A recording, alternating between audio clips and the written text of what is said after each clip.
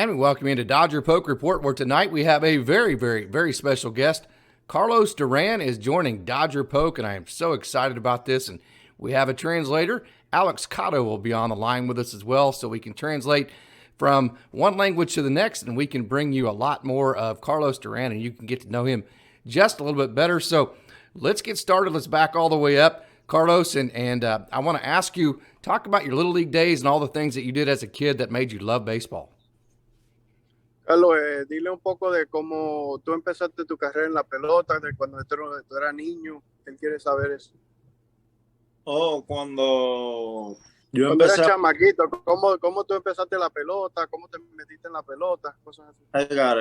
Cuando yo empecé a jugar pelota, cuando yo tenía 6 años, era una buena experiencia porque era como todito del mismo barrio y nos íbamos siempre con mucho ánimo para el play y fue una buena experiencia porque todito mayormente nos volvimos profesional. Mayormente de ellos eran profesionales. Llegaron. No, nos volvimos profesional todito. Okay. Well, he says he began his career early when he was around 6 years old. He would go out to the local park where he grew up. And the unique thing about it is that most of the guys he played with and grew up around ended up all signing and are now in pro baseball. Wow. That is very cool. Very, very, very cool. So you mentioned some of the guys that you grew up with. Were there, there's been so many Dominican Republic guys from the Dominican Republic that have been great professional baseball players. It's the number one Latin American country in the world as far as producing Major League Baseball players. So do you have any guys that you grew up idolizing as a kid? Él dice que hay muchos peloteros dominicanos que han llegado a Grandes Ligas. Y tú, cuando eras niño, ¿quién eran los peloteros con que tú le gustaba ver? Tú querías algún día hacer lo mismo como ellos, ¿sabes? Cuando yo venía creciendo, a mí siempre me ha gustado en la forma en la que trabajaba José Fernández, el pitcher de los Marlins, y en la forma en la que él pichaba, cogía su juego en serio, y en la forma en la que él trabajaba adentro del terreno, y ese era mi jugador favorito, en verdad. He said growing up, he always liked the way that Jose Fernandez carried himself, the pitcher for the Marlins who passed away, sadly. But he liked the way he performed, the way he acted on the field, the way he was aggressive, the way he, did everything he needed to help his team win. That is awesome. How did the Dodgers notice you, Carlos? Carlos, ¿cómo los Dodgers te vieron a ti? ¿Cómo fue la manera que ellos llegaron donde ti y últimamente te firmaron?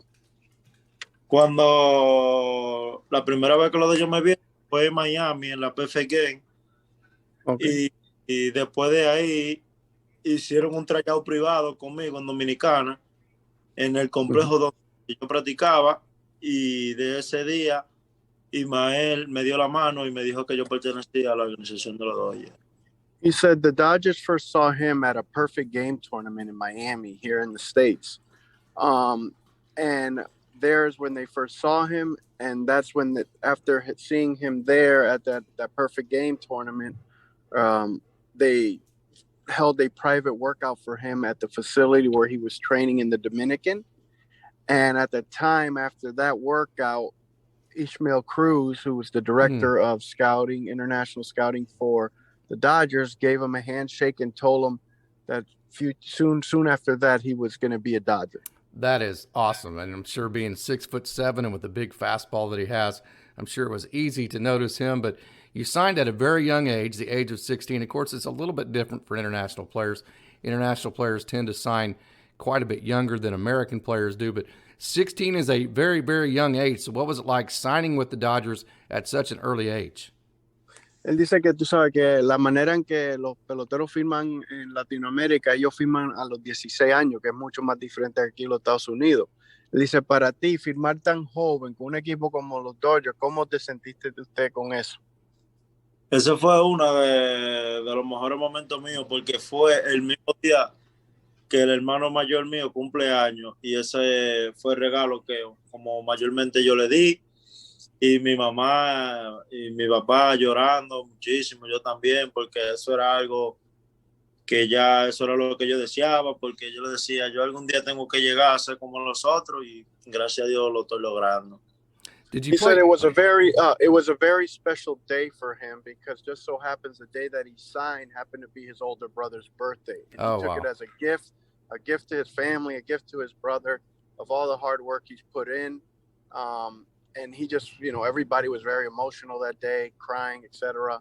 But it was a very special day for him and his family. I'm sure it was. I'm sure it was. Now, did you play 2019 in the States, or were you in the Dominican Summer League then? En 2019, ¿tú jugaste aquí en los Estados Unidos o tú jugaste en la Liga Dominicana? Aquí en los Estados Unidos. He played here stateside. That's what I thought. So 2019, you played in the United States. 2020, COVID hit. 2021, this last year, you played in low A, and then you had a couple of starts in high A. So first of all, back up. Tell us what you did during 2020 during the COVID year. Él dice, tú sabes, 2019 jugaste aquí en los Estados Unidos, 2020 por el COVID no jugaron, 2021 jugaste en la media y después terminaste en la fuerte, pero él quería saber qué tú hiciste en 2020 durante el tiempo que no se pudo jugar. Yo le doy gracias a Dios que yo tenía la oportunidad y el chance de tener un gimnasio que estaba abierto por mi casa. Tengo la playa que está cerca porque soy de Nagua, soy dominicano y siempre me mantuve trabajando en lo que los jefes me decían que era el cambio. Entonces el off-season entero lo cogí para practicar mi cambio y tirar la bola bajita, en verdad.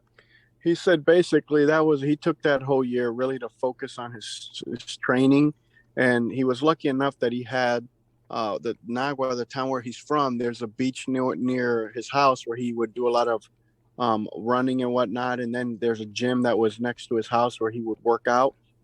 And he really focused on his body, as well as working on his changeup and trying to keep the pitches low. Things that he learned from 2019 and he felt he really needed to work on before coming back for 2021. You have the big fastball, it's really fast, and then you have the really, really good slider, and you have a good curveball, and as you said, you were developing the changeup and trying to get the feel for that every single day you go out. But 2021, you threw a lot of pitches, so talk about all of the work that you got in 2021. Were you tired at the end of the year?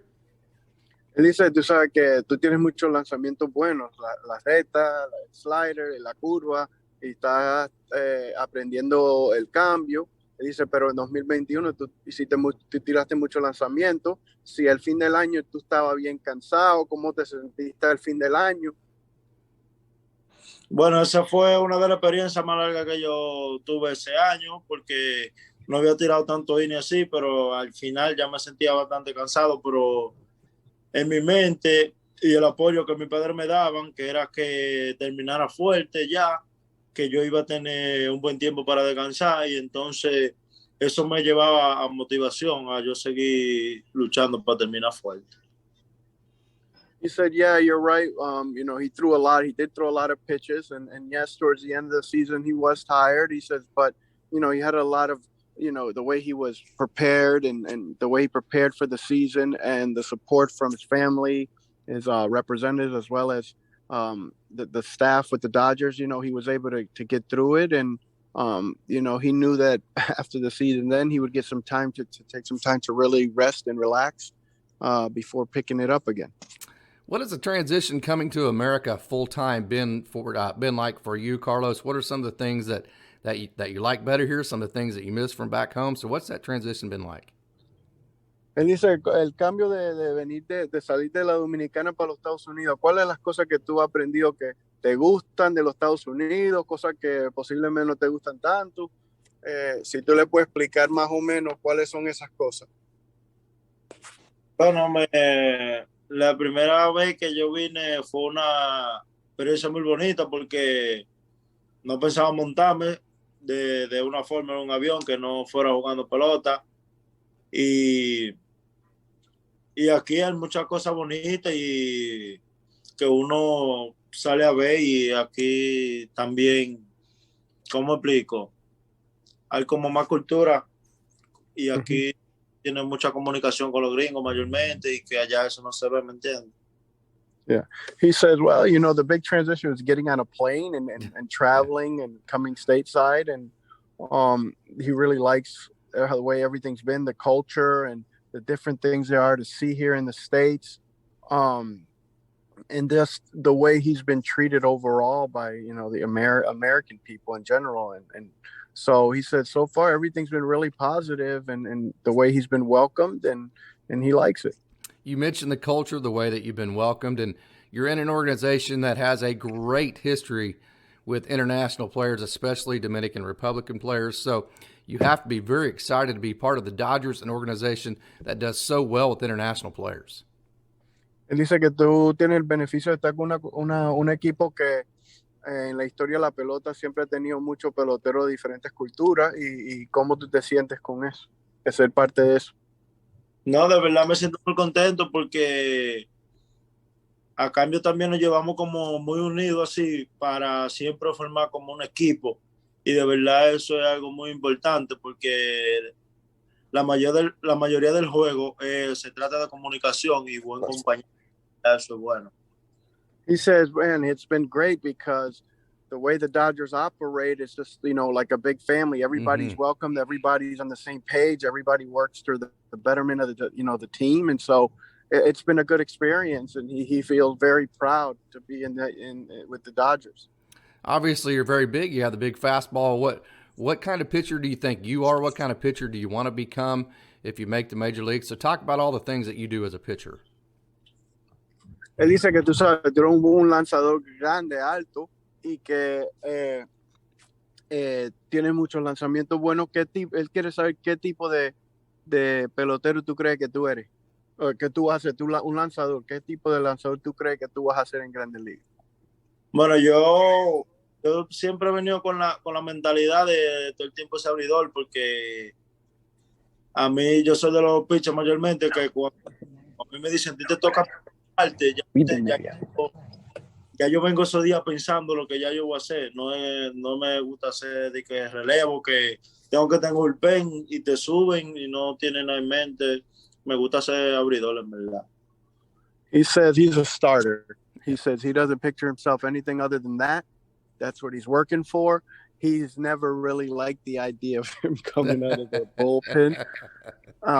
He feels he wants to be more of a benefit to the team and to winning, and his heart is stuck on being a starter. Gracias very much to both of you guys. I thank you very much. This has been an awesome experience for me.